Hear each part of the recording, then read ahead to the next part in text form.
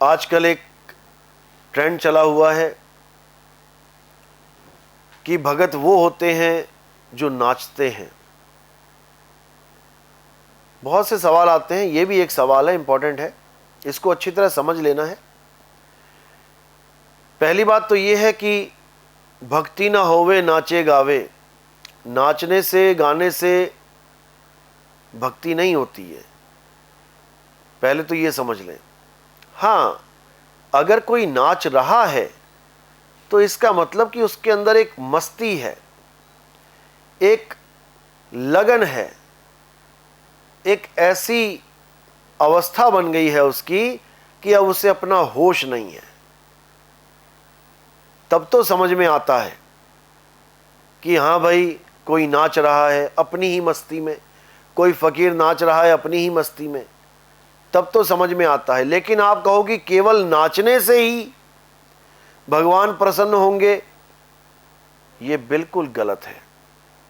ऐसा कोई रूल नहीं है, ऐसा कोई रूल रेगुलेशन नहीं है।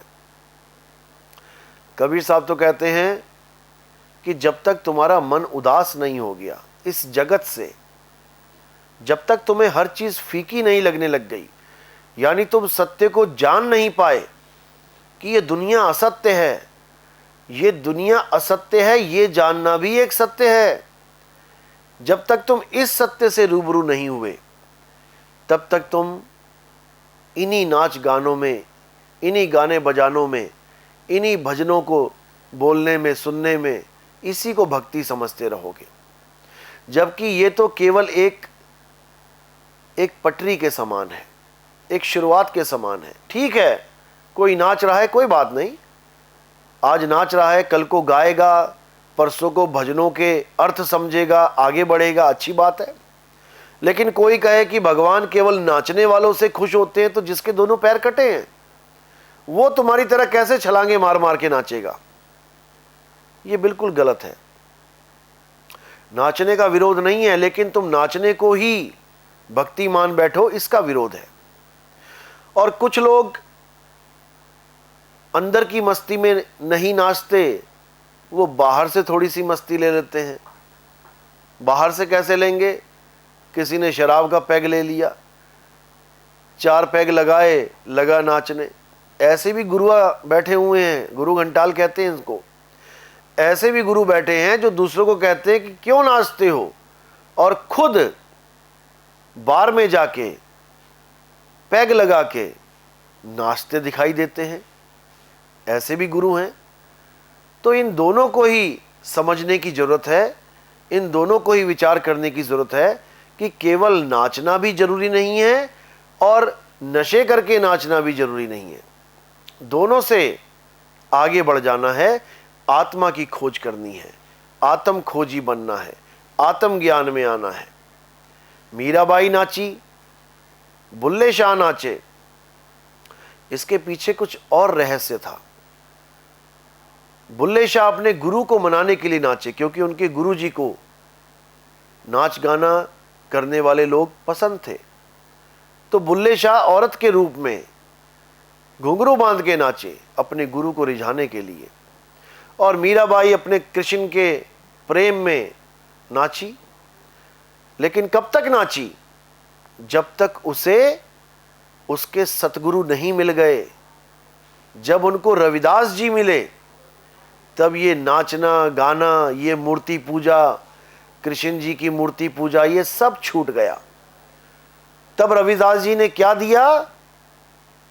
नाम रतन दिया, जिसके लिए मीराबाई ने बोला, पायो जी मैं नाम रतन धन पायो, वस्तु अमोलक दी मेरे सतगुरु, कृपा कर अपनायो, पायो मैं नाम रतन धन पायो।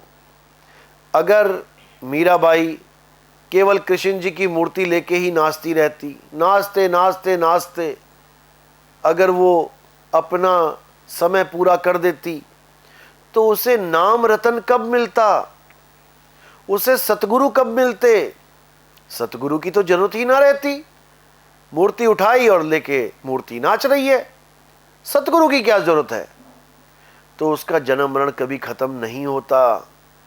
ये तो गुरु ने ऐसी दया करी कि मीराबाई सत्य को जान गई। वस्तु अमोलक दी मेरे सतगुरु, उस अमोलक वस्तु को प्रदान करता है सतगुरु जिसको आत्मा कहते हैं। आत्मा ही अमोलक है, इसका कोई मोल नहीं है, इसको कोई खरीद ही नहीं सकता और ना ही इसे कोई बेच सकता है। वस्तु अमोलक यानी मुझे मेरा आत्मज्ञान हो गया, दी मेरे सतगुरु और कृपा कर अपनायो। कृपा करके अपनाया है। गुरु कृपा करता है तो शिष्य को अपनाता है। पायो मैं नाम रतन धन पायो। तो नाचना कहां तक सही है? जब तक आपको कोई गुरु नहीं मिल गया तब तक आप नाचो। अब गुरु मिल गया तब क्या करना है? रहे एकांत एक मन वसिया, आशा माह निरासु, अगम अगोचर दीख दिखावे, नानक ताकर दासु।